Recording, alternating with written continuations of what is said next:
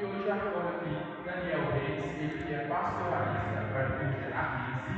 Muito bem-vindo, Daniel, boa noite. Boa noite, obrigado pelo convite mesmo, por estar aqui com vocês. Acolho também Paulo de Tarso, que é paroquiano aqui na paróquia Nossa Senhora de Guadalupe, faz parte do curso das Secretaria das Comunidades, é ministro da presidência leiga e é candidato ao diaconato permanente na arquidiocese. Muito bem-vindo, Paulo. Obrigado, Pedro, boa noite a todos que estão em casa aí, permaneçam em casa. Bom, no programa de hoje a gente veio trazer um assunto muito interessante, que é sobre a liturgia doméstica e como devemos bem celebrar em nossos lares em tempos de pandemia. Para a gente começar então, Daniel. Como é que foi o primeiro impacto da igreja quando surgiu a pandemia do coronavírus? A gente sabe que afetou e está afetando várias áreas da sociedade, gerando aí muitos problemas, desemprego, complicações na saúde. Mas e a igreja, como é que ela reagiu a tudo isso? Bom, em primeiríssimo lugar, nós temos que destacar a acertada decisão, né, de se suspender as celebrações com o número costumeiro da Assembleia, né? A vida é o bem supremo a ser tutelado, seja no âmbito religioso, seja no âmbito jurídico, político, social. Mesmo por uma questão lógica, se nós não temos vida, nós não temos expressão religiosa, nós não temos o que proteger juridicamente, nós não temos exercício político, nós não temos pertença social. Então, acertada a decisão de se suspender as celebrações. Nesse sentido, eu fico muito triste quando vejo alguns figurões aí das igrejas protestantes que pedem a interrupção, né, do distanciamento social, e mais triste ainda, quando eu vejo irmãos e irmãs nossos, né, católicos, insistindo e clamando, né, pedindo uma devolução da missa e dos sacramentos. Olha, eu penso primeiramente que isso é uma incompreensão nítida do que seja sacramento, porque ao desejar este retorno precipitado, significa colocar em risco o sacramento maior que nós temos, que é a vida humana, onde Cristo se faz presente realmente em primeiro lugar. Então, essa primeira atitude da igreja para evitar o risco da contaminação há que ser ressaltada e, penso eu, aplaudida. E Paulo, como é que foi essa repercussão em casa? Porque sempre frequentou a igreja, sempre participou, e de uma hora para outra, do dia para a noite, peraí, vou ter que ficar em casa por questões de isolamento social. Então, Pedro, muitas pessoas talvez entendem a suspensão da missa como também interromper, né, toda atividade religiosa, enfim, e nós vemos que não foi isso que aconteceu. Nós temos as celebrações sendo transmitidas para as nossas casas, com boas transmissões. Nesse sentido, a gente tem que, aqui na paróquia, parabenizar a Pascom, nossa Pascom, que tem feito um trabalho fantástico, maravilhoso, e as celebrações chegam até nós, chegam às nossas casas, nós alimentamos da palavra de Deus, e aí nós temos a oportunidade de celebrar em família, montar um altar, colocar o Cristo, acender uma vela, envolver a família, envolver os filhos, a esposa, o marido, naquela celebração, e acompanhar a liturgia eucarística que nos chega via transmissão. Então, as igrejas fecharam corretamente, como disse o Daniel, corretamente.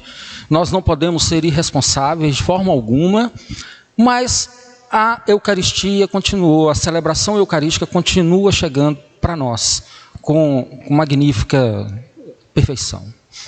E Daniel, a gente pode dizer que é equivocado falar que as celebrações foram suspensas, porque elas ainda acontecem, porém de portas fechadas. Isso, e aí talvez seja um segundo momento, uma segunda atitude da igreja que apostou alto nas transmissões das celebrações, talvez porque é o que estivesse mais à mão.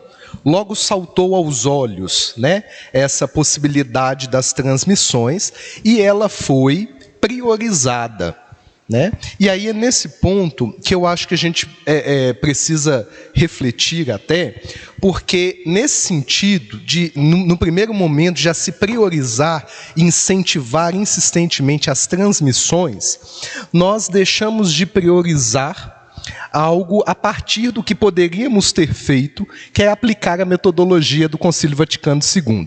O que o concílio fez? Né? Já se entregou logo ao que estava disponível, né, com os sinais dos tempos? Não. A metodologia do concílio foi voltar às fontes. Né? E se voltarmos às fontes, como essa metodologia aplicada, o que nós vamos ter como primeira possibilidade, já que acertadamente não nos encontraremos para celebrar na comunidade, né? O que temos nas origens são as celebrações em casa, a liturgia doméstica, as celebrações na igreja casa, né? Então, eu fiquei preocupado nesse sentido, no primeiro momento, né? Porque a igreja tocou nessa questão das celebrações em casa, só que relegou essas celebrações a um patamar secundário. Né? Em primeiro lugar ficaram as transmissões. E aí, nesse sentido, eu vejo um problema. Talvez uma atitude mais precipitada da igreja. Né? Em que sentido? Um exemplo claro que nós temos, são as orientações da nossa própria arquidiocese para a vivência da Semana Santa. As orientações que foram publicadas no dia 1º de abril. Dizia assim, ipsis literis: na noite da quinta-feira santa, os que não assistirem à missa pelos meios de comunicação podem celebrar em casa. Está vendo como a celebração em casa está em segundo lugar? Depois, igualmente, na sexta-feira. Neste dia, os que não acompanharem as celebrações pelos meios de comunicação são convidados a celebrar a palavra de Deus em casa às 15 horas. Então, veja, se não for possível acompanhar pelas transmissões, eu celebro em casa. E aí, penso eu, que seria justamente o contrário. Em primeiro lugar, indo às fontes, a celebração, por exemplo, da palavra em casa, com a família reunida. E depois, como um complemento, ou mesmo como uma preparação para a celebração em casa, depois de ter ouvido a homilia do seu pároco, né, que vai te ajudar ali a presidir uma celebração da palavra em casa, com os seus, aí sim, porque a celebração transmitida, inegavelmente, tem o seu valor evangelizador, catequético, né? Mas a celebração em casa, além disso, ainda conta com o valor litúrgico sacramental. Então, ela está num outro patamar, né?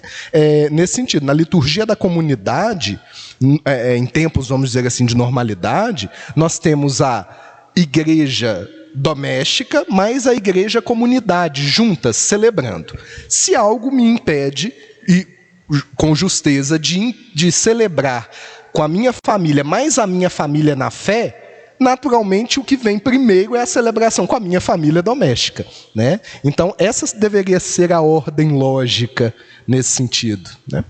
E interessante, o Daniel traz um dado muito interessante, que a celebração, ela começa em casa. Ela nasce em casa, nas casas. Quando a gente pega, por exemplo, a Escritura, e a gente vai bem antes da constituição do povo de Deus, a gente já tem um povo nômade, que caminha, né, por Israel, e este povo já celebra nas suas casas, com suas famílias. Celebra o quê? Celebra a produção agrícola, a produção de pecuária, e ali nas celebrações deles eles já ofertavam as primícias de suas produções a Deus. Já é talvez a liturgia vê até isso, a teologia vê aí uma origem da Páscoa, né? Talvez ela vê até uma origem da Páscoa. Se nós avançarmos um pouco, nós vamos ver que quando o povo hebreu sai do Egito, da escravidão egípcia, eles celebram em casa aquela saída, aquele momento salvífico, onde o anjo de Deus orienta que eles sacrifiquem um cordeiro, um carneiro, peguem o sangue deste animal, passem nos portais, comam de sandálias, com os rins cingidos, de cajado na mão, pronto para sair mesmo. E ali eles celebram. E é interessante que nesta celebração, Pedro, Deus dá uma ordem para este povo: façam isto como um memorial, de geração em geração. E até hoje o povo judeu celebra a Páscoa judaica desta forma, como um memorial.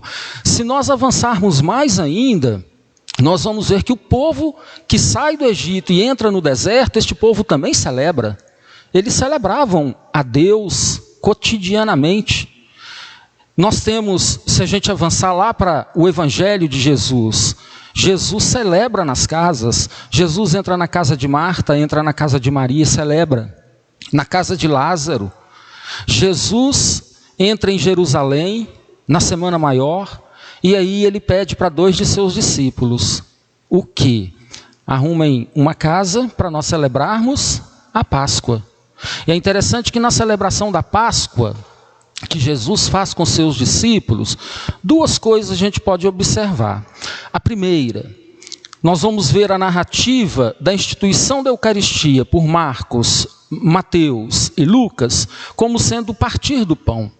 O que eu posso fazer isso na minha casa, partilhando o pão com minha família.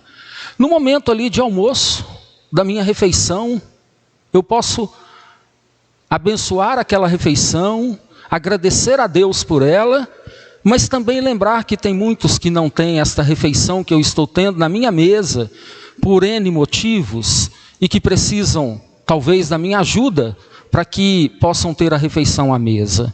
Mas Jesus, além do partir o pão e nos ensinar a partilhar, em João ele lava os pés, e nos ensina a nos colocarmos a serviço do outro. Quer dizer, esta refeição também é uma refeição de serviço, que é uma celebração que nós fazemos em casa. Jesus ressuscita, ele aparece, manifesta aos seus discípulos onde? Na casa. Pentecostes acontece onde? Na casa. E aí nós temos a raiz da nossa igreja primitiva, que surge nas casas. Ela não surge na sinagoga, ela não surge no templo, ela surge nas casas.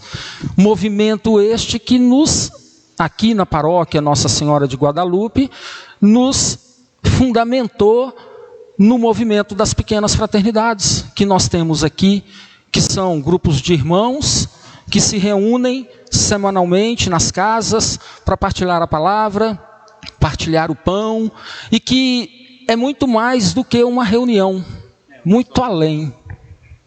O pessoal às vezes acha que é só um grupo de oração ali, uma coisa assim, uma vez por semana, reuniu, acabou. Não, vai além disso, né? É uma liturgia que se dá nas casas. A oração nas casas, ela é muito importante. E como o Daniel disse, quando nós começamos a receber a missa transmitida, talvez nós passamos a dar mais valor a ela do que as nossas celebrações caseiras, domésticas. Não que uma vai competir com outra, uma vai substituir a outra, nunca, mas elas se complementam. Elas se complementam. Então, a gente pode ver que ser casa é bíblico, né? Está presente na Bíblia. Então, ser casa está na Bíblia, é bíblico.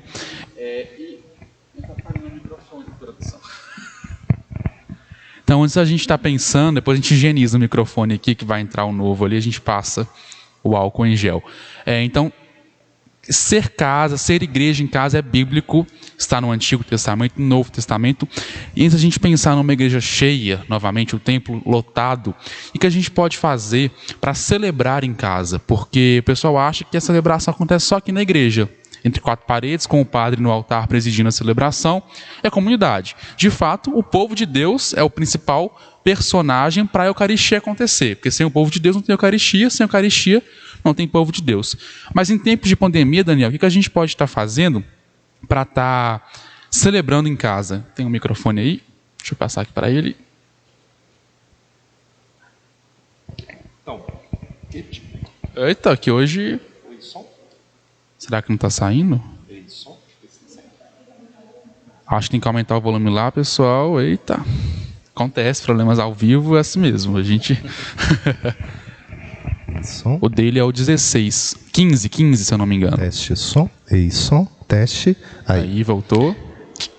Se a gente pensar a igreja, que etimologicamente é o povo convocado, né? São os chamados de todos os lugares, e essa convocação ela é feita pelo próprio Deus.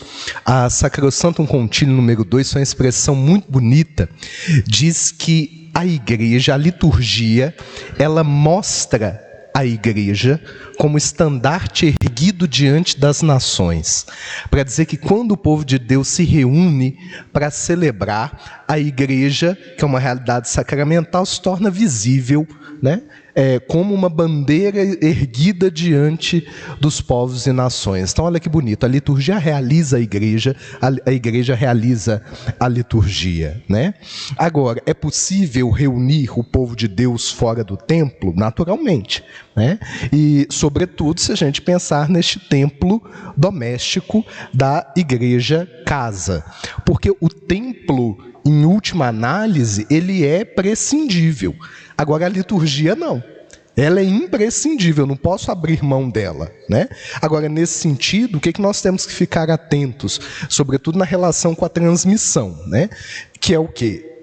Um pouco do que conversamos na primeira live da região episcopal, né? A transmissão da liturgia, ela não substitui a liturgia que a gente pode celebrar em casa. Isso é importante frisar. Pessoas às vezes acham que tudo é uma coisa que sobrepõe a outra, mas não, né? Não.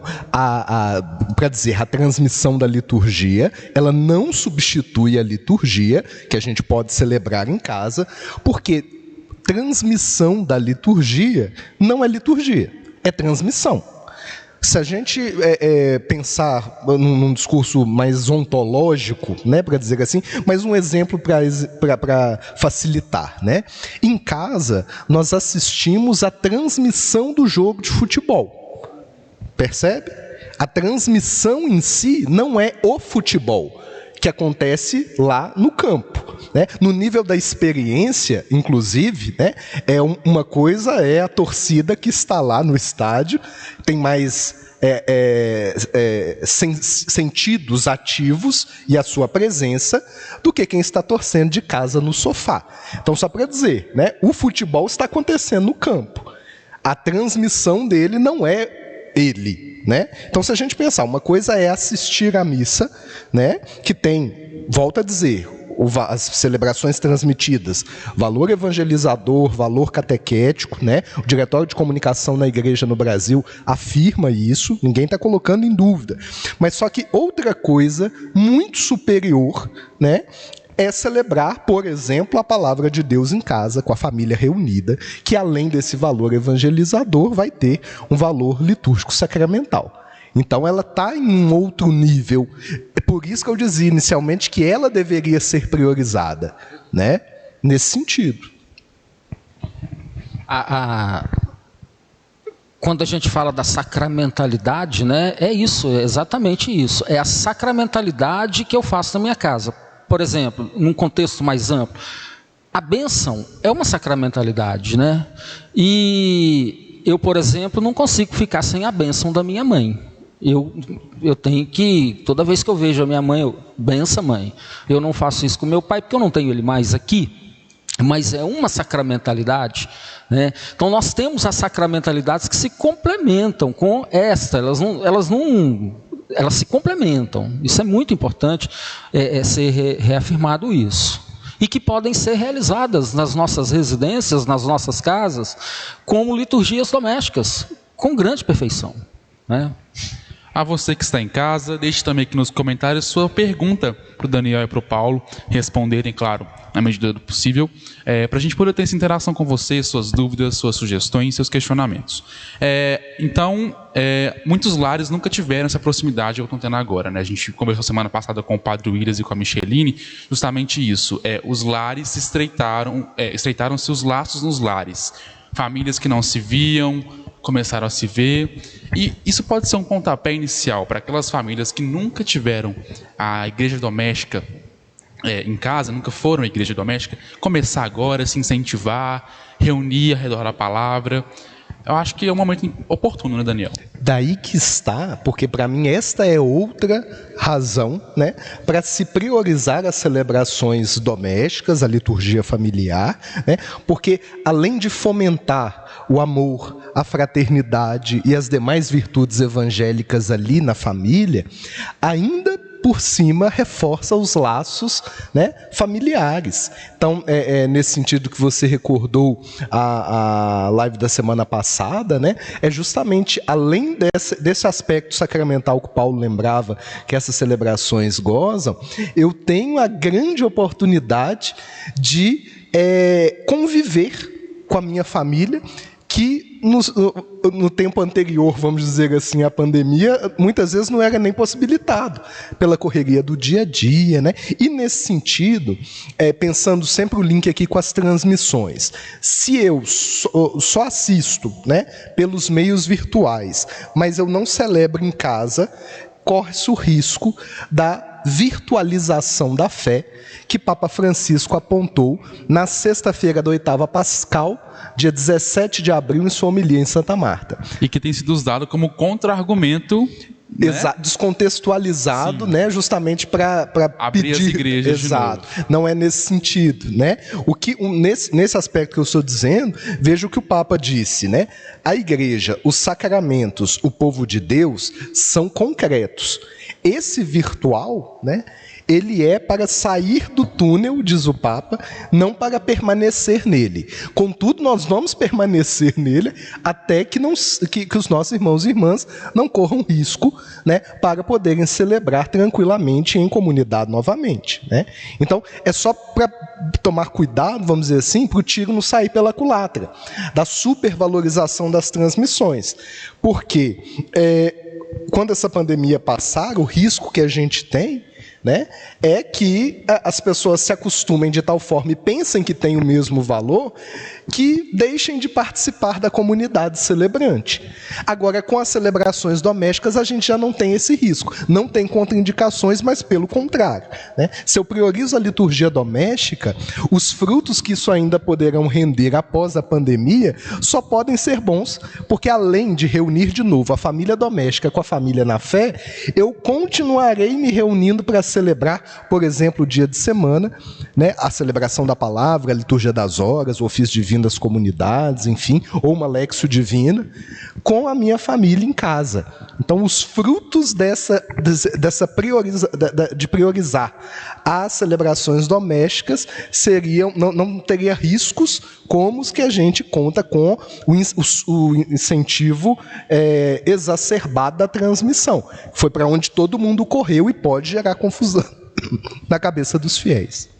Chegou uma pergunta aqui que eu achei interessante, que é assim: essa sacramentalização de assistir pode ser feito só, eu e a palavra, ou teria que ser com toda a família? É a questão só eu e a palavra, ou a casa em si, a minha família, meu pai, minha mãe, meus filhos, como é que é? Eu penso, Pedro, que a pessoa precisa verificar a real situação dela. Vou pensar, por exemplo, uma pessoa que mora sozinha. Como que ela vai reunir outras pessoas para poder participar de uma transmissão, por exemplo, ou desenvolver uma celebração em casa? Como que ela vai fazer? Ela vai fazer ali, só ela, né? Agora, sempre que possível, é bom que você envolva as pessoas. Então, por exemplo, vamos fazer uma partilha da palavra, né? Ali eu tenho alguém que faz uma leitura, eu posso envolver as crianças pequenas que ainda não são alfabetizadas, eu posso colocá-las para poder organizar o altar comigo, elas gostam disso, né? Ajudar. As crianças que são já alfabetizadas podem fazer uma leitura também, mesmo que seja uma leitura mais curta, podem também participar da partilha. Eu penso que a pessoa precisa ver a condição dela, né? Quando você traz a situação deste isolamento que ele nos promove. Na minha casa, por exemplo, eu normalmente eu almoçava, eu, minha filha e a secretária que trabalha com a gente no cotidiano, porque os meus filhos estão para a faculdade o dia todo, a minha mulher está trabalhando também o dia todo. Com este isolamento nosso, nós recuamos, entramos todos para dentro de casa. E como está bom a gente almoçar todos os dias juntos, partilhar a vida, partilhar o alimento, as experiências. Isso também pode ser uma liturgia. Mas nós podemos dar um salto, não é? Por exemplo, no momento da refeição, a gente abençoar aquela mesa, a gente pedir a Deus pelo dom do alimento, pela graça dele ali na nossa mesa, nos fartando, fazer uma oração. Isso é liturgia doméstica. Então, depende muito da condição da pessoa. E eu acho também que a gente não tem que forçar. Às vezes, por exemplo, eu resido com alguém que tem outra doutrina. Eu posso convidar a pessoa, olha, vamos fazer uma oração? Vamos aqui dar as mãos e pedir a Deus. Isso também é uma oração doméstica. Eu não tenho que forçar que esta pessoa faça as minhas orações, partilhe com as minhas orações. Não, nós podemos fazer algo ecumênico, né? E aí a gente interage, a gente consegue ter um momento oracional, litúrgico.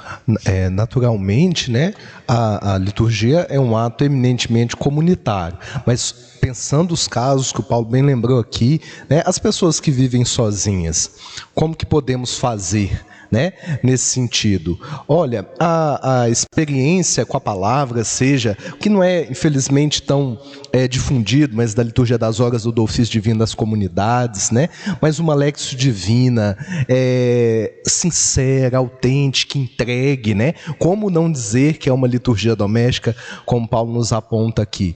Então, agora priorizando aquilo que você bem lembrou, né, havendo a possibilidade e a maravilha da sua recordação das pessoas que professam outra fé, né, de poder fazer ainda uma liturgia doméstica ecumênica, para dizer assim, que maravilha seria poder... Olha aí o que a celebração doméstica na igreja casa pode promover. Às vezes ali, vamos pensar aqui, o pai e a sogra, né, vamos dizer assim, o pai da família com a sua sogra, que às vezes tinha alguma divergência por causa da fé que professa, de repente passam a conviver e partilhar, né, a experiência a partir da liturgia doméstica celebrada. Então isso é louvável, né? E só complementando um pouco, Pedro, a pessoa pergunta, e a condição? E aí eu ainda vou na condição, porque a condição pode ser assim, eu não tenho material, eu não sei onde buscar. Então, dizer para vocês, a Arquidiocese de Belo Horizonte, a própria região episcopal, o próprio secretariado de liturgia, a própria CNBB, as editoras católicas disponibilizaram para nós gratuitamente vários subsídios. Então nós temos hoje subsídios para a celebração da palavra em casa aos domingos, como teve na Semana Santa. Nós temos hoje a liturgia das horas disponibilizada em PDF gratuitamente. Nós temos o ofício divino das comunidades, que é uma maravilha, né? Da nossa igreja no Brasil, extraído da liturgia das horas. Então eu posso fazer o ofício divino das comunidades. Enfim, eu tenho uma gama de material disponível, gratuito. Fora os recursos de aplicativos, sites também que oferecem exatamente, isso, né? Orações. Exatamente, em que eu posso ali desenvolver. Não, eu não tenho nada, estou sem internet. Reúno a família. Esse final de semana eu aprendi uma oração tão bonita com um diácono. Ele chama essa oração de oração da esperança. Eu guardei muito por conta da nossa região. Uma oração simples, muito bacana. Diácono Marcelo Paulino, muito obrigado por esta oração. Reuniu a família, esposa e filhos, e ali, em 3 pontos. Primeiro ponto, cada um diz assim: eu agradeço a Deus por quê? Primeira oração começa com uma oração recitada, pode ser um Pai Nosso, pode ser uma Ave Maria, e aí cada um diz, eu agradeço a Deus por, e aí cada um fala por que agradece a Deus. Segundo momento, eu peço perdão a Deus por, Aí cada um diz por que pede perdão a Deus. Terceiro momento, eu peço a Deus por... E aí você encerra com uma oração também recitada. Pode ser um Pai Nosso, uma Ave Maria. É um momento oracional bonito, em família, muito rico, muito bacana. Então acredito que essa explicação que a gente deu aqui agora responde uma pergunta que a pessoa fez, dizendo como então melhorar essa sacramentalidade na celebração em casa. Então acho que a gente já deu uma pincelada sobre isso. Só lembrando nesse sentido, Pedro, que a celebração em casa, ela pode ter forma, né? Mas ela não precisa de formalismo. Sim. Como às vezes, na liturgia como um todo, nós também temos forma, porque quando a gente tem formalismo na liturgia também é um problema, né? A forma se expressa no rito. Agora, a liturgia doméstica ela não está presa, né, a um livro litúrgico propriamente dito, né? Claro que eles podem me ajudar, o ritual de bênçãos pode me ajudar com a bênção da mesa, o ofício divino, a liturgia das horas que o Paulo lembrava aqui, naturalmente, mas ele é muito mais livre nesse sentido, né, para poder se celebrar bem. E chegou nessa mesma pergunta um questionamento assim, deixa eu só achar aqui que eu perdi. Assistir à transmissão da missa em família pode ser celebrar? A gente falou aqui sobre a questão de celebrar em casa. Assistir à missa com a família é celebrar também? É uma forma de estar sendo igreja doméstica? Olha, Pedro, sobretudo desde que começou essa pandemia, eu venho me debruçando, acompanhando os artigos publicados dos liturgistas, né? Pegos também de surpresa aí com este fenômeno que vivemos, e numa reflexão também a partir dos meus critérios, né?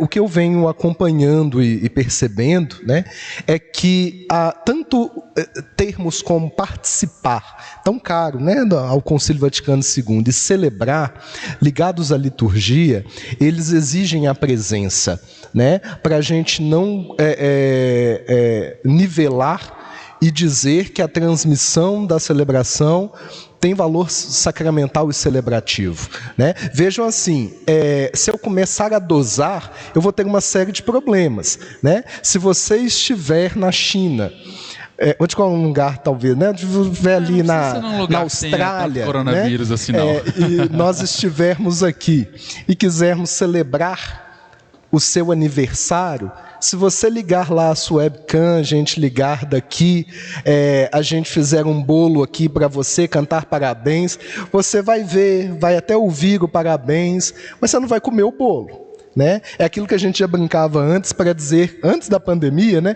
Quando falavam assim, eu não vou na missa não, que eu assisto pela televisão.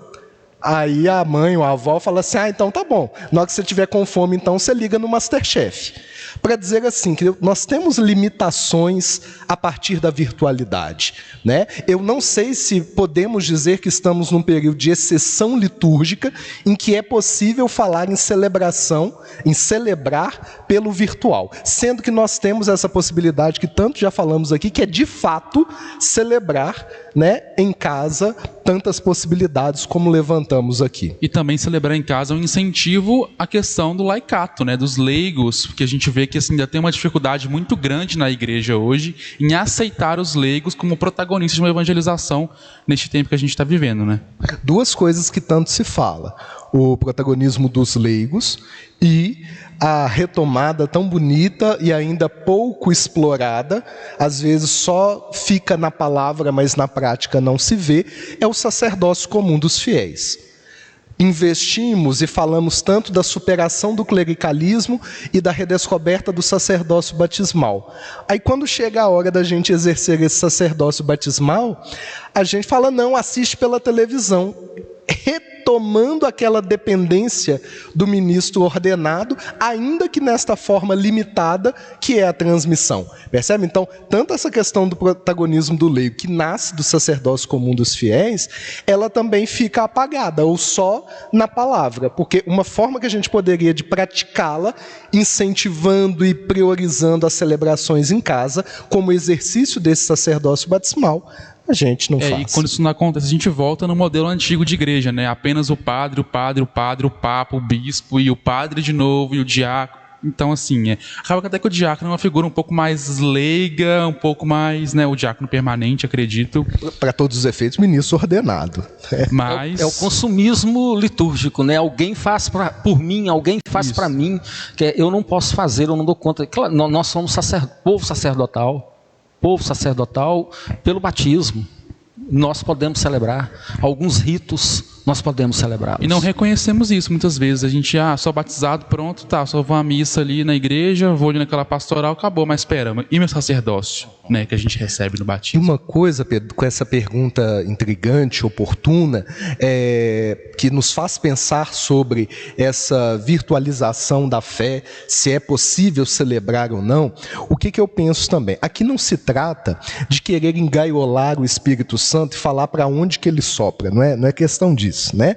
Mesmo porque a limitação não é dele, é nossa. Deus poderia nos ter salvo se do alto dos céus? Poderia, ele é Deus, ele pode tudo, né? A limitação não estava nele, estava na gente. Por isso, ele escolhe nos salvar, fazendo-se carne da nossa carne, corpo do nosso corpo. A este princípio da encarnação, da iniciativa divina, é que a liturgia está vinculada, né? A da valorização do corpo.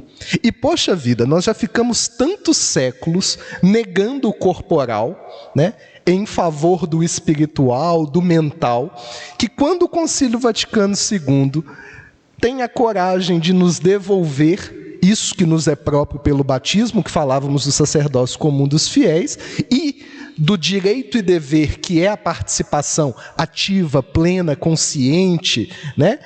Aí, quando a gente tem isso nas mãos agora, a gente investe em primeiro lugar na questão da transmissão, percebe? É aí que está, a meu ver, o paradoxo ou o problema, né?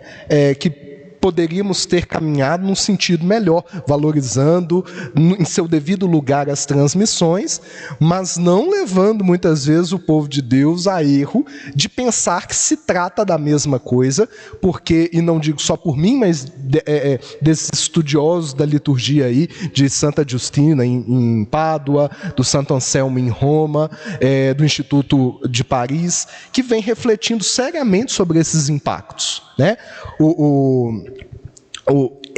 O exercício desse sacerdócio, se não for agora oportunizado, colocado em prática, que outra oportunidade nós teremos, né? Para a gente fazer um gancho com a pergunta que eu separei, que eu acho ela muito interessante, e perguntaram aqui, qual então é o valor da transmissão da Santa Missa? Tendo em vista essa questão de priorizar a celebração em casa. É o que o Diretório de Comunicação afirma, né? O valor evangelizador, sem dúvida. Hoje a gente tem tanta porcaria na televisão, eu fico vendo que o que era do circo, antigamente, ele se projeta agora no mundo televisivo, né? É um programa que acompanha uma família de anões, é um programa que acompanha pessoas de mais de 350 quilos. Então, assim, quero dizer que, do ponto de vista do entretenimento, que isso atenda ou não. Eu estou dizendo assim, são tantas coisas que a gente tem, assim, que poder ter ao dispor, né? A celebração eucarística, às vezes do seu bispo, né? Do Santo Padre, o Papa. Que maravilha! As pessoas, sobretudo aquelas que vivem sozinhas, poderem escutar a palavra de Deus, meditarem. Isso é ótimo, é uma iniciativa fundamental, fantástica. Só que ela tem o seu lugar em relação à celebração litúrgica, né? Que é essa que a gente pode celebrar em casa. E isso quem diz não sou nem eu, se a gente pensar, né? Por exemplo, Sacrosanto Concilium 7, quando diz que toda celebração litúrgica, sendo obra de Cristo sacerdote do seu corpo, a igreja, é ação sagrada por excelência, não se igualando em eficácia e grau por nenhuma outra ação da igreja. Estabelece uma hierarquia. Nada supera a liturgia, né, na vida da igreja, está numa Constituição conciliar, percebe? Agora, tem o seu valor? Todo, sem dúvida, né? E a liturgia ficou tão importante, né, neste momento de isolamento. A liturgia ganha uma proporção muito grande dentro da igreja. Mas, complementando um pouco, Pedro, eu acho assim, acho que a transmissão ela tem um valor também muito importante para quem mora sozinho, que não tem condições de vir ao templo, à igreja. Mas eu penso também, por exemplo, na zona rural, onde a igreja chega às vezes, é com a missa transmitida pelo rádio, a missa transmitida pela TV, para aquelas pessoas que não têm a oportunidade que nós temos aqui na cidade, de ir até um templo, de participar da celebração. E a falta de padres também impede muito isso, né? E é a palavra de Deus chegando dentro das casas. Olha o valor disso, a palavra de Deus, a gente tem que dar um valor muito enorme para ela. Esse valor evangelizador, concordo plenamente, fundamental. Agora vejam como que essa não pode ser a resposta em definitivo da igreja para essas situações. Pedro bem lembrava aqui da falta de ministros ordenados para presidir a Eucaristia. No esquema ministerial que nós vivemos hoje, não é possível que alguém não ordenado presida a Eucaristia. Mas é possível que o batizado presida a celebração da palavra? Então veja que, pensando nas comunidades da Amazônia, por exemplo, né, que a resposta para elas não pode ser assistam pela televisão. Provisoriamente, vai ter esse valor evangelizador dessa forma, maravilha. Agora, essa não pode ser nunca a resposta definitiva, porque, como batizados, tem direito e dever, né, para com a liturgia. Da mesma forma que nós vamos, daqui a um tempo, se Deus quiser, certamente, sair dessa situação. E aí nós vamos voltar para os nossos templos, celebrar presencialmente. E aí eu fico pensando, o que este momento pode nos acrescentar para o pós-pandemia? Né? Quando isso passar, o que nós vamos carregar de aprendizagem? Como talvez vai se transformar as nossas celebrações? Será que elas continuarão tão clericais quanto elas ainda são em muitos lugares? Não é? Ou elas poderão ser uma celebração mais doméstica, mais participativa? Será que nós vamos ter uma valorização maior da celebração doméstica, que se complementa com a celebração eucarística no templo? Então eu acho que isso tudo vai trazer para nós um grande aprendizado que nós temos que aproveitar muito. Aí que está a questão, a gente só começou a valorizar a igreja doméstica agora que está todo mundo em casa. E quando volta a rotina... Ainda assim em segundo lugar. Né? E mesmo assim no segundo plano, né? E a questão de estar... Quando voltar a rotina, todo mundo na igreja de novo e acabou em casa. Não, né? E muita gente acredita que a oração na igreja tem mais valor, mais potência do que a oração em casa. Tem muita gente que pensa assim, né, Daniel?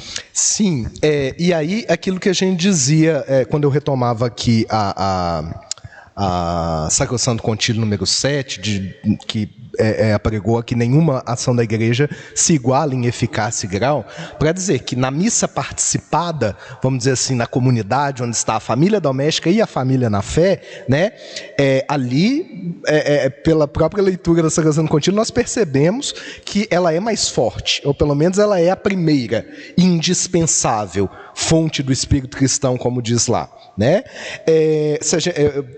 Na proposta de ir às fontes, né? Se formos às fontes patrísticas, eu trouxe aqui uma frase interessante de São João Crisóstomo, entre o século IV e V, que dizia assim: se é verdade que tu podes rezar em casa, não te será, todavia, possível rezar do mesmo modo como se reza na Assembleia.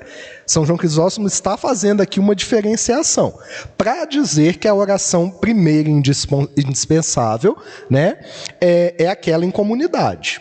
Volto a dizer, onde está a família doméstica reunida com a família da fé.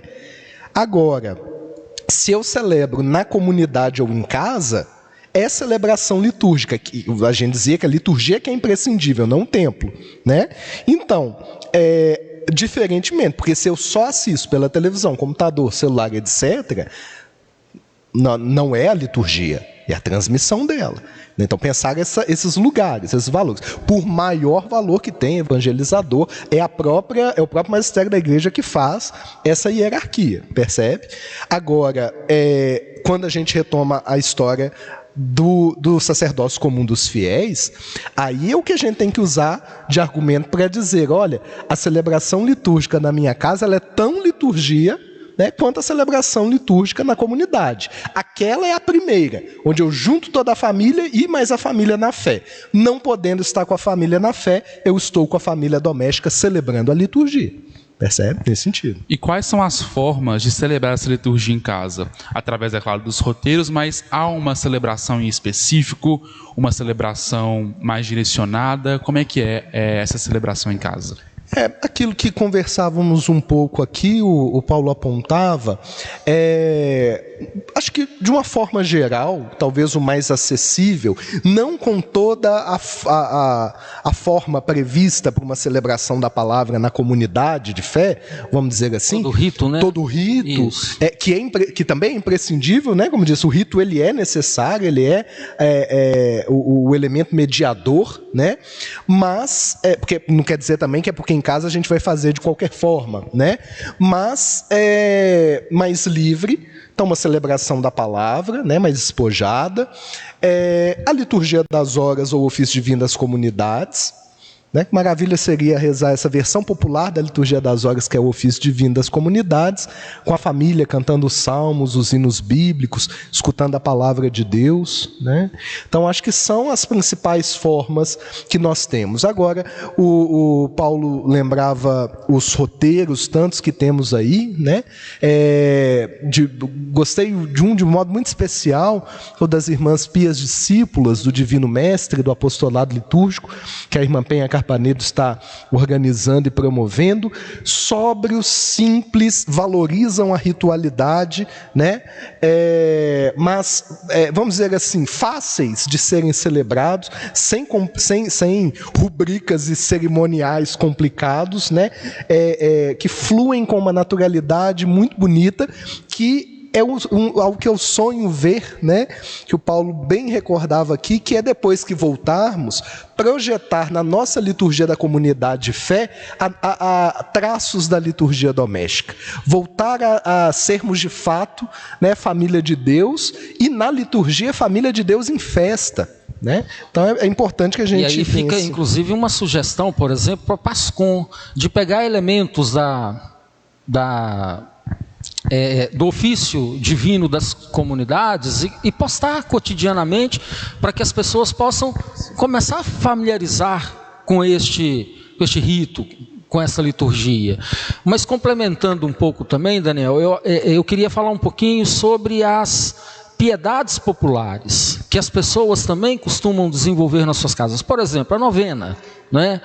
É sempre bom e tem grande valor. É sempre bom que a gente acrescente a essas piedades a Escritura, textos da Sagrada Escritura, em que a palavra de Deus nos alimenta, em que a palavra de Deus vai nos fertilizando, vai nos conduzindo, vai nos iluminando a caminhada. Então, são várias possibilidades, né, que, por exemplo, agora, círculos bíblicos tão simples, que podem ser feitos. Eu estava vendo muitas pequenas fraternidades nossas, sabe, Pedro? Elas estão fazendo encontros, é interessante, né? Como que a gente vai se adaptando. Encontros virtuais, muitas estão fazendo. Então eu já vi pequena fraternidade que está encontrando para rezar o terço. Aí cada um na sua casa rezando o terço coletivamente. Podemos fazer, por exemplo, círculos bíblicos virtuais, onde ali a gente vai alimentar da palavra, onde nós vamos partilhar a palavra, se comprometer com uma missão, né? Eu acho que fé é isso, é celebrar, é testemunhar a fé e é a gente viver esta palavra, é estender a mão para o outro, é se colocar no caminho. Isso é a fé. Então, ali, no círculo bíblico, nós podemos fazer encontros virtuais das pequenas fraternidades. Isso é muito bacana. Coletivos. Eu vou rezar o terço, por exemplo, eu faço um altar, eu acendo incenso. Eu não tenho incenso como nós temos na igreja. Pode ser aquele de palito, não tem problema não. Acendo um incenso, acendo uma vela, ali eu reúno e vou rezar um terço. Aliás, o Papa Francisco nos pediu, né, este final de semana, que agora no mês de maio, que a gente intensifique a oração do terço. Rezemos ele todos os dias. Eu ainda não sei, na internet nós temos vários esquemas de como rezar o terço, mas reze simples, da forma que você sabe, né? Eu acho que é uma forma oracional muito bacana. Pensando na Quaresma, a Via Sacra, né, que foi muito bem articulada e promovida pela Pascom mesmo, né, como uma proposta, e aí algo que a gente tem uma liberdade muito maior com a piedade popular, que não recaindo o peso da sacramentalidade, ela tem essa liberdade de rezarmos em videoconferência um terço, né, ou fazermos o círculo bíblico, sem ter que problematizar a questão, como nós temos com a questão da liturgia, né? Então ela ainda, além de valorizar a necessária valorização da piedade popular, riqueza cultural do nosso povo, né? É ainda algo que a gente não tem que esquentar a cabeça de se é celebração, não é sacramento, não é, né? Como algo que é mais caro no sentido e mais complexo, como a liturgia. E né? como vai ficar lindo depois dessa pandemia, nós voltarmos a celebrar nas nossas igrejas, com essa igreja doméstica nos complementando, nos completando. Olha que bacana que vai ser. Então, acho que essa pandemia nos traz frutos também, se olharmos para este lado. A você que está em casa, deixe nos comentários de onde você nos acompanha, sugestões de próximos temas para as outras edições dos nossos programas. Muitos elogios já chegaram aqui sobre essas colocações, esses esclarecimentos que são necessários, porque às vezes a gente não entende, né? Às vezes não sabe o que está celebrando, o que está acontecendo. E por fim, para a gente poder caminhar já para a nossa reta final, aqui na paróquia, né, Paulo, a gente trabalhou com a questão da comunicação, pedindo que as pessoas mandassem as fotos delas rezando em casa. Muitas fotos chegaram. Confesso que eu fiquei surpreso com a quantidade de famílias que de fato estão sendo igreja doméstica. Faltam muitas. Graças a Deus. Mas é valioso ver que as pessoas têm essa consciência, não todas. É uma questão muito delicada, igual a gente viu aqui, ainda a própria igreja ainda não incentiva tanto assim, né, igual deveria incentivar, mas que aos poucos eu acho que a gente consegue, daqui a alguns anos bons, ter uma igreja de fato doméstica, né, fraterna. A liturgia doméstica, ela sempre foi muito especial, a ponto de eu ter dedicado uma parte do estudo, quando fazia a especialização nesse tema, né, do altar à mesa de casa e da mesa de casa ao altar, esse intercâmbio fecundo que deve existir. E certa vez eu estava num almoço de confraternização no Natal e que me caiu a ficha de dizer, olha aí, gente, é uma liturgia, né? Antes mesmo de termos rezado sobre a mesa, o encontro, né? A ocasião, ela era liturgia.